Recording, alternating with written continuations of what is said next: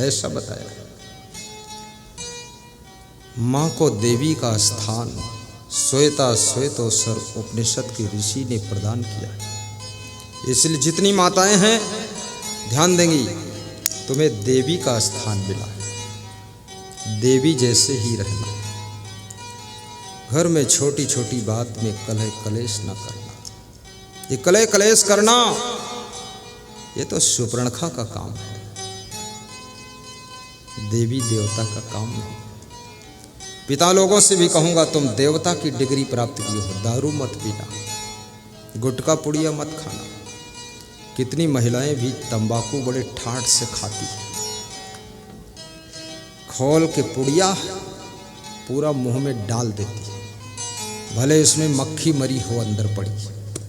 बड़ा विश्वास है कि जो इसके अंदर है सब अच्छा ही है। महिला हो या पुरुष, कोई प्रकार का नशा मत करो, क्योंकि तुमको देवी और देवता की डिग्री प्राप्त कराई गई है। बीड़ी भी मत पीना। और अंडा मुर्गा, छत्तीसगढ़ में अंडा तो लुढ़क रहा है गली गली। बहुत अंडा लोग खाते हैं।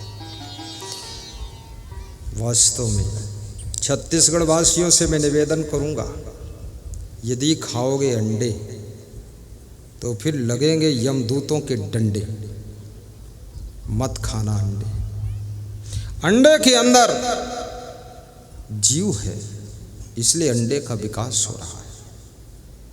अंडे को उबालते हो, उस जीव की क्या दशा होती होगी, कितनी बद्दुआ देती होगी वो आत्मा। फिर मुर्गे मुर्गियां कितने गंदे होते हैं। जितना कचड़ा है, जितनी गंदगी है, वो सब मुर्गी मुर्गा चुन चुन के खाते हैं। और तुम इतने स्पेशल मुर्गा हो कि मुर्गी मुर्गा को भी खा जाते हैं। सारी गंदगी थोक में अंदर ले जाते हैं। मछलियां भी सब गंदगी खाती है, सब नाक थोक खखार गोबर कोढ़ी अपाहिज मुर्दा सब खाती, और मछलियों को आदमी खाता है। मछली खाने की जरूरत नहीं है।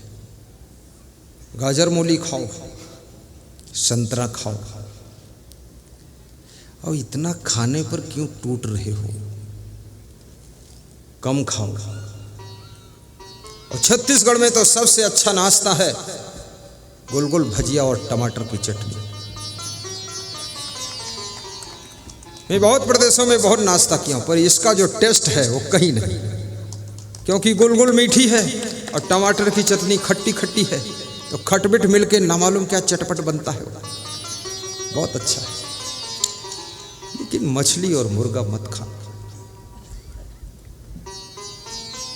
कितने लोग भजन तो बहुत करते हैं, सुबह शाम रामा रामा हरे हरे, और मुर्गी अंडा घरे घरे बहुत खा रहे हैं। तो मैंने कहा, ये रामा रामा क्यों जपते हो, फिर हरे हरे क्यों करते हो? बोले पाप लगता है, और रामा रामा कहने से, हरे हरे कहने से पाप हर जाता है। तुमने कहा वाह। तो हरे हरे कहने से पाप हर जाता है, तो राम ने स्वयं कहा है, कर्म प्रधान विश्व रचि राखा, जो जस करे सो तस फल चाखा। तो ये चौपाई गलत है क्या? कबीर कहते हैं, कबीर कमाई आपनी कभी न निष्फल जाए, बोया पेड़ बबूल का आम कहाँ से खाए। जीव मत मारो बापुरा सबका एक ही प्राण, हत्या कबो न छूटी है जो कोटिन सुनो पुराण। कबीर साहब तो ऐसा लिखते हैं, और राम भगवान लिखते हैं, जो जस करे सो तस फल चाखा। तो ये कैसे हरे हरे कहने से पाप हर जाएगा? अरे बोलते हैं तुम्हारा ज्ञान अलग है, हम तो बस मन मान लेता है, छुट्टी मिल गई। ये मांस मछली अंडा खाने वाले, मुर्गा मछली खाने वाले, इनको भी डर लगता है कि पाप बहुत हो रहा है। इसलिए रामा रामा हरे हरे, मुर्गी अंडा घरे घरे। रघुपति राघव राजा राम, पता न पावे सीता राम, शाम हुई तो 200 ग्राम।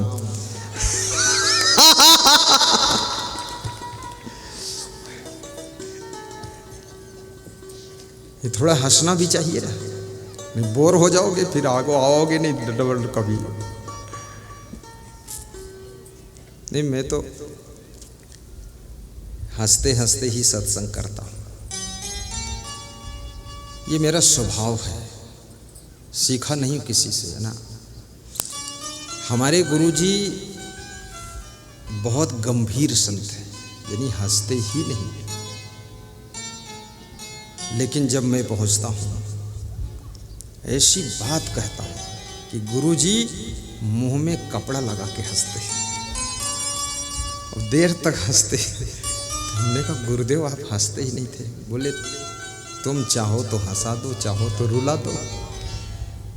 और मैं ऐसा भी सत्संग सुना लेता हूँ कि रुला भी देता हूँ, लेकिन रोने में हमको खुद शर्म लगती है, इसलिए वो वाला सुनाता नहीं।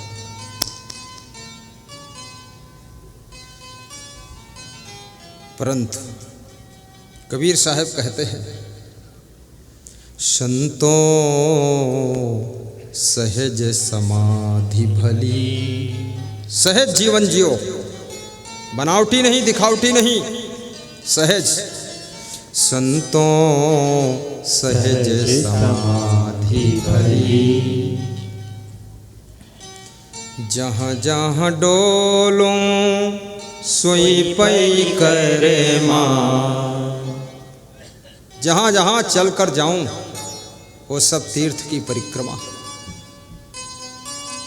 भले कोई तीर्थ में जाऊं या न जाऊं, लेकिन घर से अगर खेत जाऊं, घर से दुकान जाऊं, घर से ऑफिस जाऊं, तो इतना मेरे पवित्र पैर आगे बढ़े कि वो परिक्रमा का फल देते हैं। जहाँ जहाँ डोलूं सोई पई करे मां, जो कुछ करूं सो पूजा,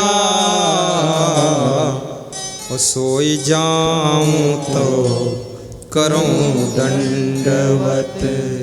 पवित्र मन से सोऊं, मेरा सोना भी दंडवत प्रणाम का फल दे मुझे। हैंड पंप में नहाऊं, लेकिन तीर्थ स्थान का फल मिल जाए। गुरु भावा परम तीर्थम अन्य तीर्थम निरर्थकम, सर्व तीर्थमयम देवी श्री गुरोस चरणाम्बुजम। सर्व तीर्थम अवगाह संप्राप्नोद फलम नरः, गुरु पादोदकम पित्वा शेषम शिरस धारया। गुरु के प्रति जो श्रद्धा भाव है, ये भक्ति भाव सब तीर्थों से श्रेष्ठ तीर्थ है। ऐसा स्कंद पुराण में शिव जी लिखते, पार्वती को समझाते और कहते हैं, सब तीर्थ सर्व तीर्थमयम देवी श्री गुरोस चरणाम्बुजम, और सब तीर्थों का फल गुरुदेव के कमल रूपी चरणों में प्राप्त हो जाता है। तीर्थ में नहीं जा पाओगे, लेकिन गुरु के चरणों में अगर बैठ गए तो वो फल मिल जाएगा। ये शिव जी ने प्रमाणित किया है। लेकिन इसको सुन करके तुम ऐसा ना करना कि हरिद्वार कुंभ तीर्थ में आओ ही ना, आना वहाँ भी आना, वहाँ भी सब गुरु संत मिलेंगे।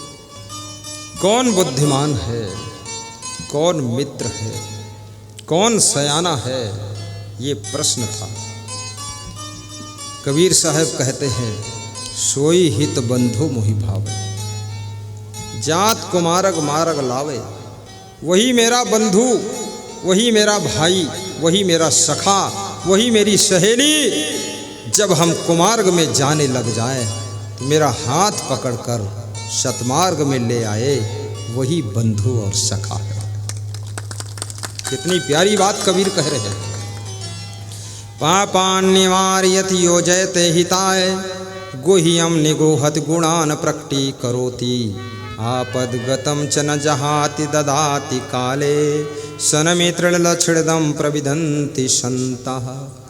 जो पाप से दूर करे, पुण्य के कार्यों में हमको लगा दे, आपत्ति में मदद करे, सच्चे मित्र के लक्षण नीति शास्त्र में बताए गए। याद रखना, मित्र तो बहुत दूध पीने वाले होते हैं, चाय पीने वाले होते हैं, लेकिन जब तुम्हें तकलीफ हो उस समय रिलीफ देने वाला कोई बिरले मित्र होता है। मित्रता ऐसी करो जैसे दूध और पानी की मित्रता होती है। दूध को जब हलवाई कड़ाह में खौलाता है तो दूध के भीतर जो पानी है वो जलने लग जाता है। जब दूध का मित्र पानी जलने लग जाता है तो दूध उबल पड़ता है। उबल करके हलवाई की आग की भट्ठी में अपने आप को झोंक देता है और आग को बुझा देता है और दूध सोचता है मेरा मित्र जल रहा है, उससे पहले जलाने वाली आग को मैं बुझा दूंगा। ये मित्रता। हलवाई क्या करता है, दूध में थोड़ा सा पानी डाल देता है, दूध फिर ठंडा हो जाता, अपने मित्र को पा करके शांत हो जाता। हलवाई थोड़ा थोड़ा पानी डाल डाल कर दूध को गर्म करके खौला करके और इसका मावा बना देता है। याद रखना, मित्रता हो तो दूध और पानी जैसी। प्रीति न ऐसी कीजिए जस खीरा ने कीन, ऊपर से तो सब मिला भीतर फाके तीन। प्रीति तो ऐसी कीजिए जस डोरी लोटा कीन, अपना गला फसाई के कुएं से जल भर लीन। ऐसी प्रीति होनी चाहिए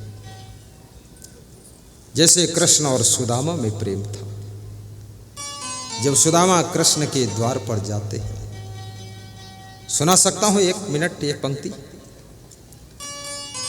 तो सुदामा द्वारपाल से कहते हैं, जाओ बता दो कृष्ण से उनका मित्र सुदामा आया है। कहां कृष्ण और कहां सुदामा, लेकिन मित्रता बराबर कर देती है। अरे द्वारपालो कन्हैया से कह दो कि द्वारे सुदामा गरीब आ गया है। गा दूं? गा देता हूं, कोई खर्चा तो होगा नहीं। हाँ, सब गुरुदेव की कृपा। अरे द्वारपालो कन्हैया से कह दो, ललिता गा दे, पे सुदामा गरीब आ गया है कि द्वारे सुदामा गरीब आ गया है। भटकते भटकते न जाने कहाँ से तुम्हारे महल के करीब आ गया है। भटकते भटकते न जाने कहाँ से तुम्हारे महल के करीब आ गया है। अरे द्वारपालो कन्हैया से कह दो कि द्वारे सुदामा गरीब आ गया है। सुनते ही दौड़े चले आए मोहन, लगाया सुदामा को गले से है मोहन। गले से लगा लिया। रुक्मणी को अचंभा हो गया, ये कैसा मित्र है इनका, इतना चिथड़ा पहने हुए है, शीश पर न पगड़ी है, न तन पे झंगोला है, न पाँव में जूते चप्पल हैं, पैरों में पड़े फफोला है, और ये मेरा कृष्ण कितना भोला है, इसको गले लगा रहा है।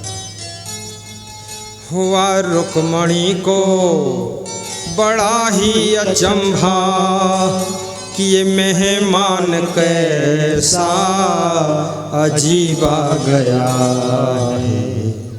अरे द्वारपालो कन्हैया से कह दो कि द्वारे सुदामा गरीब आ गया है। भटकते भटकते न जाने कहाँ से तुम्हारे महल के करीब आ गया है। भटकते भटकते न जाने कहाँ से भटकाव है, तुम्हारे महल के करीब आ गया है। बोलिए सद्गुरु भगवान की जय, कृष्ण सुदामा की मित्रता की जय। कृष्ण सुदामा के पैर पखारते हैं और कृष्ण रोने लग जाते हैं। हे सुदामा, ये पैरों में इतनी बीमारियां फटी हैं, पैरों से खून बह रहा है, तुमने सूचना क्यों नहीं दी? हे कृष्ण, सूचना देने के लिए हिम्मत नहीं पड़ रही थी। क्या कहूं आपसे, ये तो मेरी पत्नी सुशीला मुझे समझाकर उसने भेजा है कि जाओ अपने मित्र कृष्ण से मिलो। मैं तो हाल चाल लेने आया और थोड़ा सा चावल लेकर आया।